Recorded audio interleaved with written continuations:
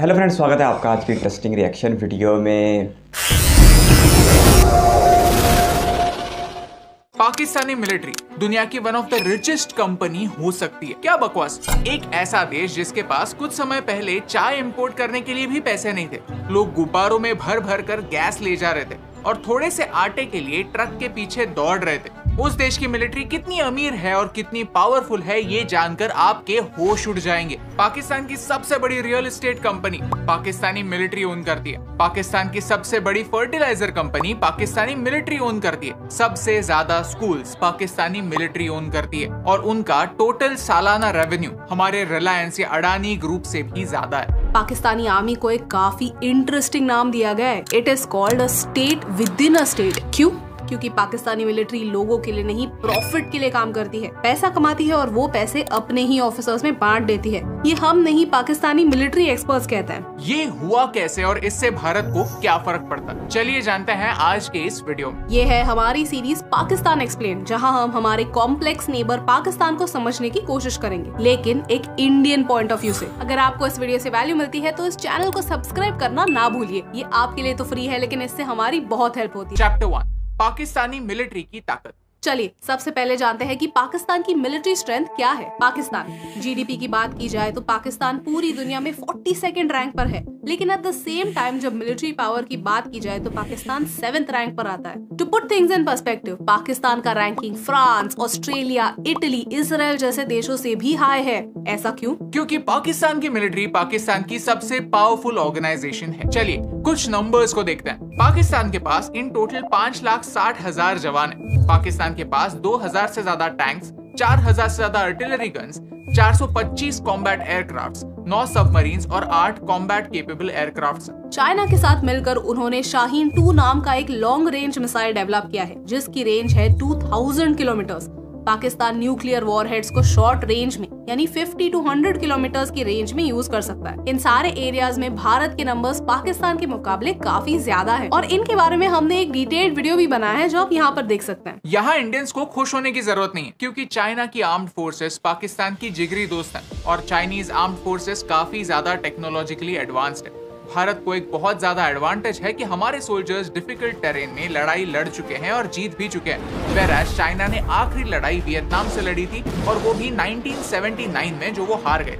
लेकिन एक एरिया है जहां पाकिस्तान भारत से काफी आगे है और वो है न्यूक्लियर वेपन्स। ऑफिशियली भारत के पास 140 न्यूक्लियर वेपन्स हैं, जहां पाकिस्तान के पास 150 न्यूक्लियर वेपन्स हैं। एक इंटरेस्टिंग फैक्ट बताए तो 1993 से 2006 के बीच सरकार ने जो भी पैसे खर्च किए, उनमें से 20% खर्च आर्म फोर्सेस पर हुए थे। That is 1/5 of the whole budget. That is huge. सोचिए, अगर ये सारा पैसा हेल्थ केयर, एजुकेशन या जॉब जनरेशन में खर्च होता तो पाकिस्तान आज एक इकोनॉमिक क्राइसिस से ना गुजरता। लेकिन ये बात हो रही है उस पैसे की जो पाकिस्तानी सरकार पाकिस्तानी मिलिट्री को देती है। लेकिन पाकिस्तानी मिलिट्री को इस पैसे की बिल्कुल जरूरत नहीं है। पाकिस्तानी मिलिट्री खुद बहुत अमीर है। चैप्टर 2, मिलिट्री इतनी स्ट्रॉन्ग बनी कैसे? पाकिस्तान की मिलिट्री पावरफुल है, हम सबको पता है, लेकिन अब थोड़ी गहराई में जाते हैं। इस वीडियो की शुरुआत में हमने पाकिस्तानी मिलिट्री को a state with in a state कहा, क्योंकि पाकिस्तान एज अ कंट्री एक इकोनॉमिक क्राइसिस से गुजर रहा है, लेकिन पाकिस्तानी मिलिट्री को घंटा फर्क नहीं पड़ता। The reason is their economic backbone. Pakistan एक नाम की डेमोक्रेसी है, यानी यहाँ इलेक्शंस तो होते हैं, लेकिन काम वही होता है जो मिलिट्री चाहती है। और प्रूफ पाकिस्तान के इतिहास में ही छुपा हुआ है। पाकिस्तान को फॉर्म हुए 75 ईयर्स हो गए, लेकिन उन्होंने 32 साल मिलिट्री रूल में बिताए। General Ayub Khan, general Yahya Khan, general Ziaul Haq जैसे मिलिट्री लीडर्स ने सरकार गिराकर कंट्रोल खुद के हाथ लिया था। एज अ रिजल्ट किसी भी पाकिस्तानी प्राइम मिनिस्टर ने आज तक अपने 5 साल की टर्म पूरी नहीं की है। लेकिन ये सारी बातें हमने प्रीवियस वीडियोस में कवर की हुई है। लेकिन आज फोकस करते हैं कि कैसे पाकिस्तानी मिलिट्री पाकिस्तान का सबसे बड़ा बिजनेस है। फौजी फाउंडेशन पाकिस्तान की सेकंड लार्जेस्ट प्राइवेट कंग्लोमरेट यानी ऐसा कोई ब्रांड जिसके कई सारे अलग अलग बिजनेसेस हो, जैसे कि टाटा जो सॉल्ट से लेकर सॉफ्टवेयर सब बेचते हैं। वैसे ही फौजी फाउंडेशन के अलग अलग सब्सिडरीज पाकिस्तान के अलग अलग फील्ड्स में फैले हुए हैं, जैसे कि फर्टिलाइजर्स, बैंक्स, सीमेंट, पेट्रोलियम, यहाँ तक कि स्कूल्स भी। 50 से ज्यादा अलग अलग कंपनीज पाकिस्तानी मिलिट्री कंट्रोल करती है, जिनका एनुअल रेवेन्यू $26 बिलियन से भी ज्यादा है। और ये नंबर हमारे रिलायंस या अडानी ग्रुप से भी बड़ा है। पाकिस्तानी मिलिट्री का इकोनॉमिक एम्पायर इतना बड़ा है कि टेक्निकली उन्हें सरकारी सपोर्ट की बिल्कुल जरूरत नहीं है। डॉक्टर आयशा सिद्दीकी एक पाकिस्तानी ऑथर और प्रोफेसर हैं। वो अपने बुक मिलिट्री इंक में कहती है कि 2007 में ही पाकिस्तानी मिलिट्री का नेट वर्थ 10 बिलियन पाउंड से ज्यादा था। To put things in perspective, ये नंबर पाकिस्तान में उस साल आए हुए FDI यानी फॉरेन डायरेक्ट इन्वेस्टमेंट से 4 गुना ज्यादा था। आर्म फोर्सेस के पास प्रॉफिट मेकिंग कंपनीज तो हैं ही, साथ ही साथ बहुत सारा फर्टाइल लैंड भी है। पाकिस्तानी आर्मी ऑफिशियली पूरे पाकिस्तान का 12% लैंड ओन करती है। पाकिस्तानी आर्मी का हर ऑफिसर एक करोड़पति होता है। जब एक मेजर जनरल रिटायर होता है तो उसे 240 एकड़ फार्म लैंड प्रेजेंट के तौर पर दिया जाता है, जिसकी on an average value $500,000 pound होती है। उनके बच्चे फॉरेन में पढ़ते हैं। जब भी कोई कमांडर रिटायर होता है, उन्हें किसी हाई पोस्ट पर उन्हीं के किसी कंपनी में नौकरी दी जाती है। यानी उन्होंने ये सिस्टम ही बना दिया है कि आर्मी ज्वाइन करो, बड़ा ऑफिसर बनो, फिर रिटायर हो जाओ और ऐश करो। ये सारा डेटा और ये सारे वैल्यूज 2007 के हैं। सोचिए अब इसकी वैल्यू कितनी ज्यादा होगी। पाकिस्तान की मिलिट्री अपने फाउंडेशंस और उनके प्रॉफिट मेकिंग मशीन को इसी बेसिस पर चलाते हैं कि पाकिस्तान के सिविलियंस इनकॉम्पिटेंट और करप्ट ही हैं। उनसे बेहतर तो हम हैं। जब कोई ऑर्गेनाइजेशन जो लोगों को प्रोटेक्ट करने के लिए बनी हो, वो खुद को लोगों से ऊपर समझने लगती है, तो उस देश का कुछ नहीं हो सकता। कहने का पॉइंट ये है कि आज पाकिस्तान की सिचुएशन ऐसी है कि वहाँ की मिलिट्री उनके लीडर से ज्यादा स्ट्रांग है। जो लीडर पाकिस्तानी मिलिट्री की बात नहीं सुनता, उसे हटा दिया जाता है और किसी ऐसे पपेट को बिठाया जाता है जो मिलिट्री की बात सुने। 2018 में जब इमरान खान पाकिस्तान के प्राइम मिनिस्टर बने, तो उनके क्रिटिक्स ने यही कहा कि इमरान खान के पास खुद का कोई एक्सपीरियंस तो है नहीं,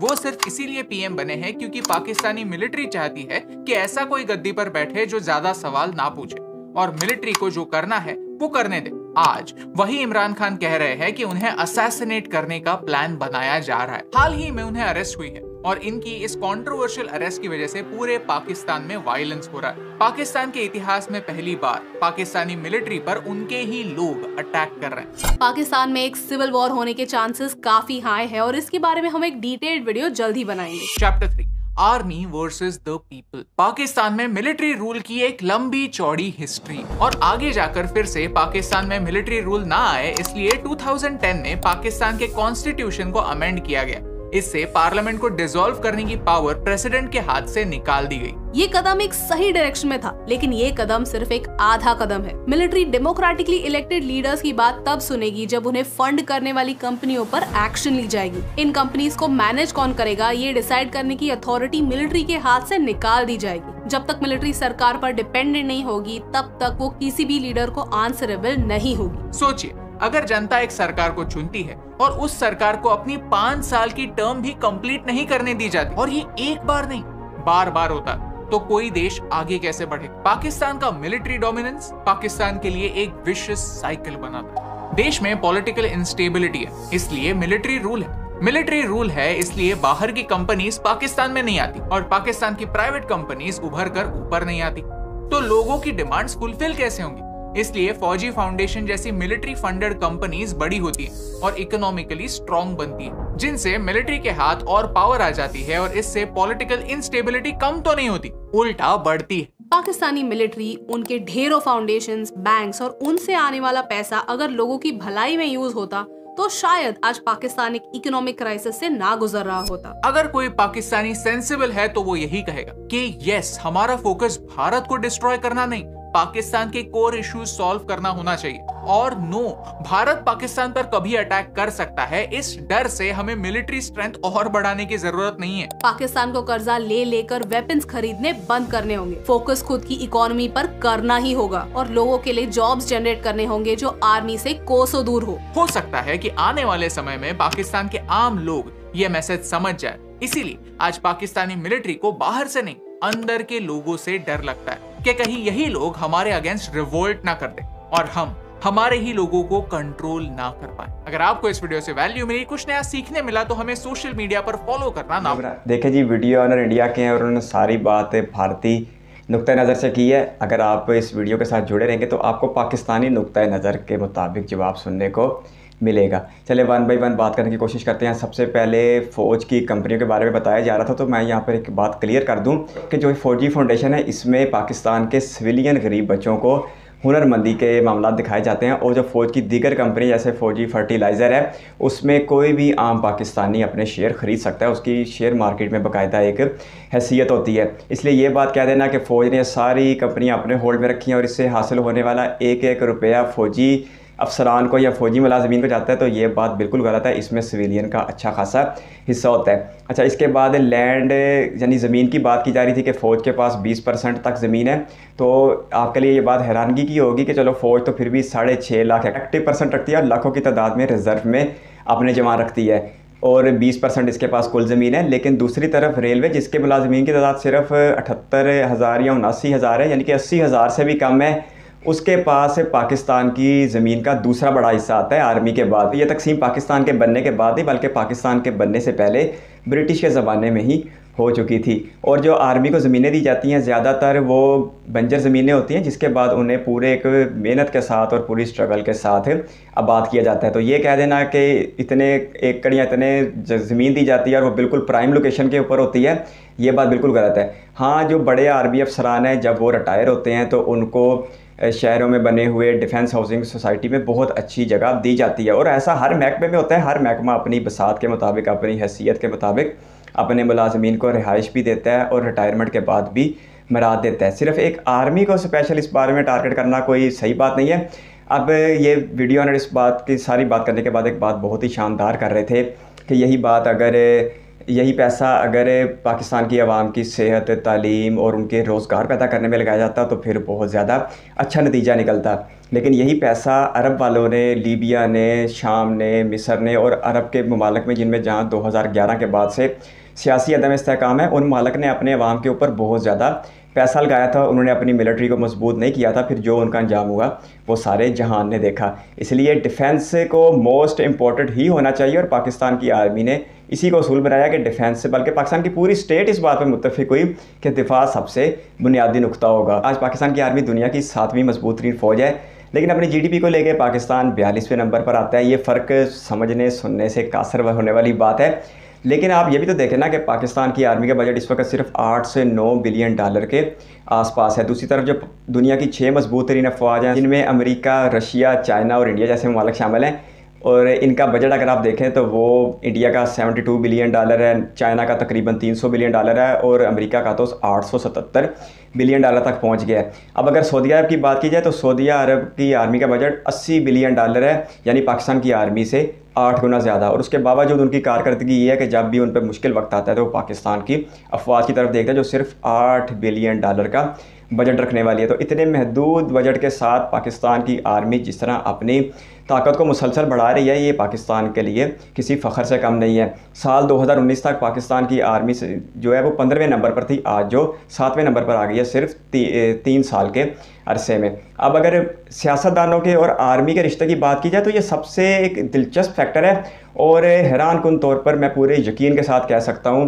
कि भारतीयों को जो बताया और जो दिखाया जाता है वो बहुत ज़्यादा मुख्तलिफ है। अब मैं आपको बताता हूँ पाकिस्तानी पॉइंट ऑफ व्यू से कि आखिर आर्मी और सियासतदानों के दरमियान लड़ाई किस बात की चलती है। पाकिस्तान की कोई भी सियासी जमात उठा के देख लें, उसकी हिस्ट्री उठा के देख लें, पाकिस्तान का कोई भी PM उठा के देख लें, जब तक इसके फ़ौज के साथ ताल्लुकात बेहतर नहीं हुए तब तक वो इक़्तिदार में नहीं आ सका। पाकिस्तान के सियासतदान सिर्फ फ़ौज को उसी वक्त गलत कहते हैं जब वो इक़्तिदार से निकाल बाहर कर दिए जाते हैं, और जब इन्हें फ़ौज की मदद से इक़्तिदार दिलाया जा रहा होता है तो इस वक्त फ़ौज उनकी दिलो जान बन जाती है। इसकी सबसे बड़ी मिसाल इमरान खान साहब हैं।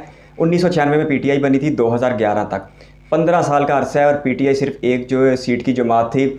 लेकिन 2011 के बाद से जब एस्टेब्लिशमेंट ने इन्हें बढ़ाना शुरू किया, इनकी ताकत को मजबूत करना शुरू किया, तो फिर पूरे पाकिस्तान के तूल अरसे हर सियासतदान को PTI प्यारी लगना शुरू हो गई और बिल आखिर ये साल 2018 में इक़्तिदार में आ गए।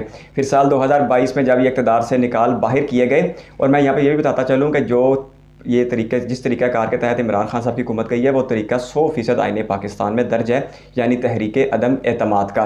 तो इसलिए इसमें आर्मी का कोई इतना किरदार नहीं है और ये सारे सियासतदानों ने खुद खान साहब को निकाल बाहर किया है। अब खान साहब के पास बेचने के लिए यही चूरन बचा था कि वो आर्मी मुखालफ बयानात दें, अमेरिका मुखालफ बयानात दें और लोगों के दरमियान एक ऐसा गुस्सा डालने की कोशिश करें कि उनकी हुकूमत आर्मी की वजह से गई है। हालांकि उन्होंने अवाम को कभी भी नहीं बताया कि मैं आर्मी की वजह से आया हूँ। और ये नविश्ता दीवार थी, यानी ये बात दीवार के ऊपर लिखी हुई थी 2017 में, जब नवाज शरीफ को नाअहल किया जा रहा था और जब नून लीग को तोड़ के, पीपल्स पार्टी को तोड़ के तहरीक इंसाफ को मजबूत किया जा रहा था, तो ये बात सामने नज़र आ रही थी। इलेक्शन से पहले ही नताइज सामने आ गए थे कि PTI जीतेगी और इमरान खान वज़ीर आज़म बनेंगे। लेकिन वो बात खान साहब किसी को भी नहीं बताते कि मुझे जितवाने में इस्टेब्लिशमेंट का कितना ज़्यादा किरदार था। हाँ, खान साहब ये ज़रूर कहते हैं कि मुझे निकालने में इस्टेब्लिशमेंट का मरकज़ी किरदार था। हालांकि बात बिल्कुल मुख्तलिफ है, उन्हें लाने में इस्टेब्लिशमेंट का किरदार ज़्यादा था और उन्हें निकालने में इस्टेब्लिशमेंट का किरदार बहुत ज़्यादा कम था। उन्हें निकाला गया पाकिस्तान की सियासी जमातों की तरफ से, क्योंकि 3.5 साल में खान साहब ने सवाए अपने सियासी हरीफों को दबाने के, उन पर सियासी मुकदमात बनाने के कोई काम नहीं किया था। अब अपने फ़ौज मुखालफ बयानी की वजह से खान साहब इंडिया, इसराइल, अमेरिका और तमाम पाकिस्तान की मुखालफ कुव्वतों में एक स्टार की हैसियत हासिल कर गए और उनके बयान को बड़ा तोड़ मड़ोड़ के और बड़ा बढ़ा चढ़ा के पेश किया जाता है। अच्छा, अब सिविल वार की बात की जा रही थी। वैसे मैं इस बात से मादरत चाहता हूँ कि जिस तरह वीडियो में एक तवातर था, इस तरह मेरी गुफ्तगू में तो तवातर नहीं है। जो बात जहाँ मेरे माइंड में आती है मैं उसका जवाब देने की कोशिश कर रहा हूँ। बेहतर तो ये था कि वीडियो को पॉज करके सारी बात की जाती ताकि कोई भी किसी भी सवाल का जवाब बाकी ना रहता। खैर, अब सिविल वार की बात की जा रही थी तो 9 मई 2023 एक ऐसा दिन बताया जा रहा था जब पाकिस्तान में बिल्कुल इनकलाब आने वाला है। आलमी मीडिया कैमरे लेके पहुंच गया कि पाकिस्तान की अवाम पाकिस्तान की अफवाज के ख़िलाफ़ सड़कों पे निकल आई है। उन दिनों मजबूरी थी, इंटरनेट नहीं आ रहा था, यूट्यूब बंद थी, नहीं तो मैं उसी दिन वीडियो बना के आपको कहता कि सिर्फ चंद दिन की चोरी है, चंद दिन रुक जाएं, उसके बाद आप देखेंगे कि पाकिस्तान में ऐसा सुकून आ जाएगा कि जो आज मेले लगाए बैठे हैं उनका नाम लेने वाला कोई नहीं होगा। और अब आप देखें, रियासत ने मुकम्मल तौर पर टेक ओवर कर लिया है। अब PTI का नाम लेने वाला कोई नहीं है। जब इलेक्शन होंगे अपने वक्त में जिसको दिल करेगा वोट डाल देना। लेकिन ये क्या बात हुई कि आप सिर्फ फौजी तनसीबात के ऊपर हमला कर रहे हैं और ये समझाने की दुनिया को कोशिश कर रहे हैं कि फ़ौज ने आपके साथ कितना जुल्म और कितनी ज़्यादती की है। जो लोग निकले थे 10,000 होंगे, 20,000 होंगे, 50,000 होंगे, लेकिन अब जो पकड़े गए हैं 8-10 हज़ार, ये जो जियाला किस्म के लोग हैं, जो बड़े इनकलाबी किस्म के लोग हैं, अब रियासत इनके साथ बड़े हिसाब किताब बराबर कर रही है। पलड़ा बराबर होगा तो पाकिस्तान में इस्तेहकाम आ जाएगा। सिविल वार वाली बात बिल्कुल 100% गलत है, बिल्कुल इसी तरह गलत है जिस तरह पाकिस्तान के डिफ़ॉल्ट होने की बात है अप्रैल 2022 से की जा रही है। और आज मई 2023 में हम ये वीडियो बना रहे हैं तो आपको इस बात का यकीन दिला रहे हैं कि ना तो पाकिस्तान डिफ़ॉल्ट होगा और ना ही पाकिस्तान में किसी किस्म की कोई भी सिविल वार होगी। आप 10-20 हज़ार 30 हज़ार लोगों को पूरे पाकिस्तान की 25 करोड़ आबादी का आईना नहीं कह सकते। सोशल मीडिया पे बैठे हैं, जो मर्ज़ी बोल ली जाए, अब उस पर तो कोई पाबंदी नहीं है, लेकिन सड़कों पे आके आप फ़ौज के ख़िलाफ़ नारेबाजी करें, फिर आप ये कहें कि हमें फ़ौज से तो मोहब्बत है लेकिन फ़ौज की क़यादत से मोहब्बत नहीं है, तो ऐसा आधा तीतर आधा बटेर बिल्कुल भी नहीं चलेगा। खान साहब की सियासत क्या थी? 2017 से पीछे 11 से पीछे चले जाओ तो 15 सालों में इनको पूछता कोई नहीं था। आज उन्होंने इनको ताकत दी, ला के बिठाया, इज़्ज़त दी, वक़ार दिया, इनके साथ कारपोरेशन करके, इनके साथ ताउन करके इनकी हुकूमत को चलाया। लेकिन उन्होंने सिला ये दिया कि जनाब आवाम में उनके दरमियान नफरत डालने की कोशिश की, जो अल्हम्दुलिल्लाह बुरी तरह नाकाम हो गई। उसका नतीजा अब आजकल में देख रहे हैं। ख़बरें सुने, आपको आजकल पता लगेगा कि किस तरह कोर्ट मार्शल की बातें चल रही हैं। तो बस जिन्होंने टेक ओवर करना है उन्होंने टेक ओवर करना है, और वही पाकिस्तान की रियासत की बका के ज़िम्मेदार भी हैं। ये वो इदारे हैं जो किसी भी किस्म की सियासत का हिस्सा नहीं बनते, और ये पाकिस्तान में जमहूरी अमल की भी बका की ज़मानत है। सब कुछ इन सियासतदानों के हाथ में दे दिया तो फिर भी पाकिस्तान के पल्ले कुछ भी नहीं रह जाना। फिर किसी ने कहना है बलोचिस्तान मेरा, किसी ने कहना है KP मेरा, किसी ने कहना है सिंध देशू, और किसी ने कहना है जाग पंजाबी जाग। तो पाकिस्तान की बका इसी में है कि पाकिस्तान की आर्मी हमेशा ही स्ट्रॉन्ग रहे, और ये हमेशा ही स्ट्रॉन्ग रहेगी। और सबसे बढ़ के ये पाकिस्तान का सबसे मकबूल इदारा भी रहेगी। लोगों की एक बहुत बड़ी तादाद जो पाकिस्तान की आर्मी से बहुत ज़्यादा मोहब्बत करती है, क्योंकि इस आर्मी ने अवाम के लिए बहुत कुछ किया है। अब अगर वो चंद हज़ार लोग 9 मई या 10 मई या 11 मई को सड़कों पे थे, तो उससे कई हज़ार ज़्यादा लोग पाक फ़ौज से अज़हार यकजहती के लिए मुल्क भर में रैलियां भी निकाल चुके हैं। और इससे पहले जो एक वीडियो बनाई थी उसमें मैंने आपको कहा था कि आने वाले दिनों में आप देखेंगे कि मुल्क भर में आम लोग सड़कों पे आके इस बात का इजहार करेंगे कि हमारी फ़ौज हमारी बका की ज़मानत है। तो आज वो वक्त आ चुका है। तो ये जो पिछले 13 माह से, यानी जब से खान साहब की हुकूमत गई है, उस वक्त से जो एंटी इस्टेब्लिशमेंट और एंटी आर्मी बयानिया बनाया जा रहा था, एक झूठा और बेतुका सा बयानिया बनाया जा रहा था, उस गुब्बारे में से अब हवा मुकम्मल तौर पे निकल चुकी है। तो ना तो सिविल वार का कोई डर है, ना पाकिस्तान के डिफ़ॉल्ट होने का डर है। और रही बात आर्मी के बिज़नेस की, तो उसमें सिविलियंस का भी पूरा हिस्सा होता है। और इसके बाद अगर आर्मी के ज़मीन हासिल करने की बात रही, तो अगर आर्मी से थोड़ा सा ही कम रेलवे के पास है, तो इसलिए ये ज़्यादा कोई परेशान कुन बातें नहीं हैं। परेशान कुन बात यह है कि पाकिस्तान का डिफेंस कमज़ोर हो जाए और दुनिया की ताकतें पाकिस्तान से अपने मकासद हासिल करने में कामयाब हो जाएं, यानी पाकिस्तान को 3 या 4 टुकड़ों में तकसीम करने की। वैसे 3-4 टुकड़ों से याद है, खान साहब भी पिछले दिनों कहते होते थे कि 3-4 टुकड़े हो जाएंगे। फिर कहते होते थे अमेरिका ने उनकी हुकूमत गिरा दी। अब अमेरिकी वालों को फ़ोन करके कहते हैं कि जनाब आर्मी ने गिराई है, आप हमारी मदद के लिए कुछ कर दो। तो अगर आप इमरान खान साहब की बात को या पीटीआई की बात को सच्चा समझते हैं ना, तो यकीन जाने आप इतनी बड़ी गलती कर रहे हैं कि आप पाकिस्तान की सियासत को बिल्कुल ही एक गलत रुख से देख रहे हैं। तो ये बात भी आप ज़रूर देखेंगे कि पाकिस्तान में बिल्कुल अमन का माहौल होगा। ये असम्बली अपनी आइनी मुद्दत पूरी करेगी जो अगस्त 2023 में पूरी हो रही है। और इससे पिछली 4 असम्बलियों ने भी अपनी आइनी मुद्दत पूरी की है। एक साल 2002 में, एक 8 में, एक 13 में, और उसके बाद ये जो 18 में वजूद आने वाली असम्बली थी जो 23 में ख़त्म हो रही है। यानी कुल मिला के 2002 से लेकर 2023 तक पिछले 21 सालों में 4 असम्बलियाँ अपनी आइनी मुद्दत पूरी कर चुकी हैं। और एक दिन वो वक्त भी आएगा जब वज़ीर आज़म भी अपनी आइनी मुद्दत ज़रूर पूरी किया करेंगे। तो इसमें कोई ज़्यादा घबराने वाली बात नहीं है। वो इंडियन पॉइंट ऑफ व्यू था, ये पाकिस्तानी पॉइंट ऑफ व्यू है। तो बाकी आप कमेंट बॉक्स में अपनी राय दें, ये आपका हक है बिल्कुल। इसी तरह जिस तरह यहाँ बैठ के मैं अपनी राय दे रहा हूँ। अपना बहुत सारा ख्याल रखिएगा। Bye bye.